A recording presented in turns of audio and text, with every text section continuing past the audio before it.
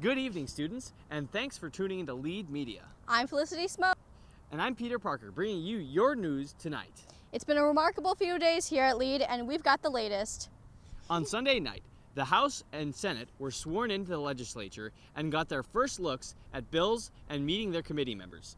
Senate and House representatives definitely have some work to do. On Monday morning, Anthony Weber talked with students about worldview and how to view the world. We had the chance to talk to Mr. Weber. Here's what that looked like. Hi, Felicity. I'm here with Anthony Weber as we're speaking about how he got involved with LEAD. I taught at SSI for a number of summers. The organization had come to the high school where I was teaching worldviews in English at the time. I got to know James, and through different conversations, I ended up going down to Lansing for a few summers, and then last summer was my first summer here in Minnesota. I really enjoy getting to know the students. That probably seems like a cliche answer, but I usually get a couple Facebook friends out of it and have cool conversations through email, so I enjoy the relational part of it. I get to teach more sessions here in Minnesota, so I enjoy that because it gives me more time to get to know both the staff and the students who are here, so I enjoy that dynamic a lot. Down in Michigan, I come in midweek, so the students know each other better and it's actually a little more relaxed. So both of them tend to have some advantages that I like when I do my presentations. Back to you. Thanks, Clark, for the great interview. Today, the great mock press conference commenced and we got an inside look. The legislature discussed the driving restriction on 25-year-old males. Very interesting. In other news, Lead Minnesota recently hosted guest speaker and creator of Lead, James Muffett. The Lead media reached for him for a comment. Here's a snippet of that interview. Thanks. We just got done speaking with the founder of LEAD, formerly known as SSI, James Muffett, as he went more in depth into how he created the program. I was doing some political work in Michigan. I was the head of a group called Citizens for Traditional Values, and I was traveling the state doing seminars and doing Christian heritage stuff, citizenship, teaching Christians how to be involved. And everybody kept asking me, why don't you do something for kids? And I said, I don't do kids, I do adults. And finally, after hearing that for almost a year, my friend Jeff, who worked with me for 20 years, we sat down and we said, if we were going to do something for kids, what would it be? And we just came up with this wild idea. We thought maybe we can do it like a legislative track, and we can do maybe some biblical worldview and then have some worship in the evenings. And Jeff said, no, that'll never work. Back to you. Thanks, Clark. Jumping back to Tuesday, a Lead favorite made a return that afternoon as students competed head-to-head in different activities.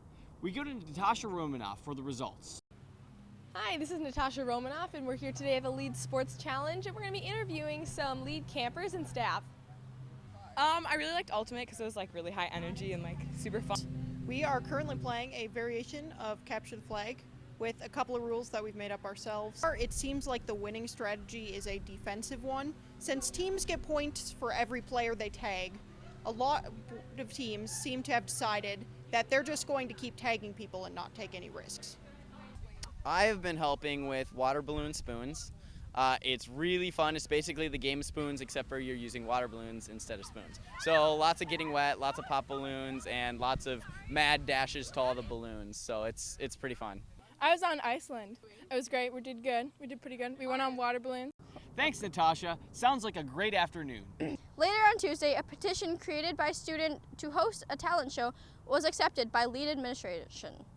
Our very own Peter Parker interviewed both of the authors of the petition. So Sunday night, Hannah came to me and said she was looking at starting a petition, and so the two of us kind of made sure to get all the details to not allow Matt to rip it up 15 times before it was approved.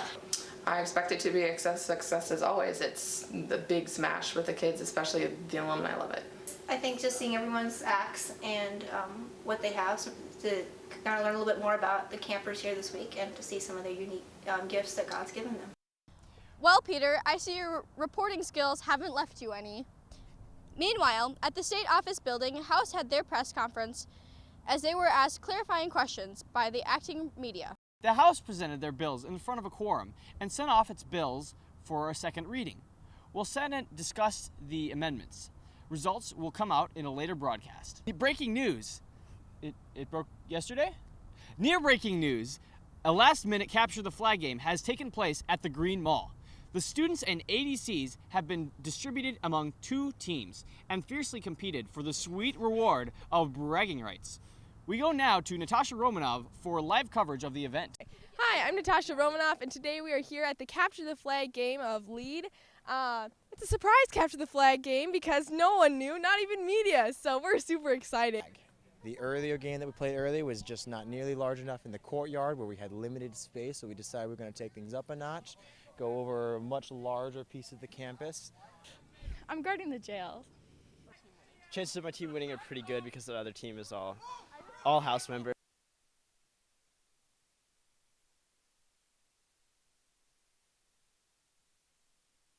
Wow, 2 sporting events in one day must have been a great afternoon. I'm Peter Parker. And I'm Felicity Smoke. And you've been watching Lead Media. Thank you and have a great night.